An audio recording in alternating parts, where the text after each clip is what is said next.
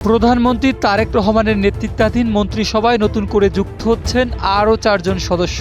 শুক্রবার রাতে বঙ্গভবনের দরবার হলে রাষ্ট্রপতির শপথ অনুষ্ঠানের পর তাদের শপথ পড়াবেন নবনির্বাচিত রাষ্ট্রপতি মির্জা ফখরুল ইসলাম আলমগীর। মন্ত্রিপরিষদ বিভাগীয় সূত্র গণমাধ্যমকে বিষয়টি নিশ্চিত করেছে।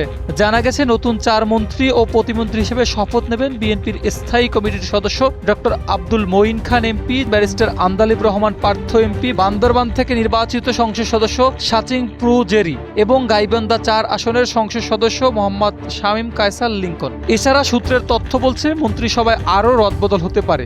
রদবদলের অংশ হিসাবে বিমান মন্ত্রণালয়, কৃষি মন্ত্রণালয়, খাদ্য মন্ত্রণালয়, বিদ্যুৎ ও জ্বালানি মন্ত্রণালয়, স্থানীয় সরকার মন্ত্রণালয় এবং তথ্য সম্প্রচার মন্ত্রণালয়ে পরিবর্তন আনার সম্ভাবনা রয়েছে।